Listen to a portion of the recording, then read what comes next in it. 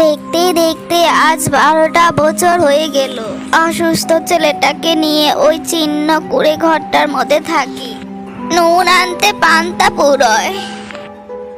ছেলেটার যে চিকিৎসা করাবো তাও করাতে পারি না।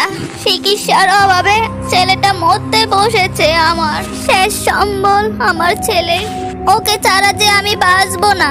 আজ দিনটা যেভাবেই হোক চলে যাবে, কিন্তু কাল কি হবে? এই বয়সে কি লোকজন ভারী ভারী কাজ করব? হায় বিধাতা, দয়া করো তুমি। যাই, একবার হাটের দিকে যাই, যদি কেউ কিছু ভিক্ষা দেয়। কলাপাতা গ্রামে এক কুটিরে বাস করত ক্ষান্ত বুড়ি ও তার অসুস্থ ছেলে। তারা ছিল খুব দুঃখী ও গরিব। তার অসুস্থ ছেলেকে নিয়ে চিন্তার শেষ ছিল না। সে একদিন পথে হাঁটতে হাঁটতে একটি ছোট্ট মাছের চানাকে দেখতে পায়। এ এ এটা ছোট মাছ নয়? বাহ, কি সুন্দর দেখতে! সোনালী রঙের মাছ।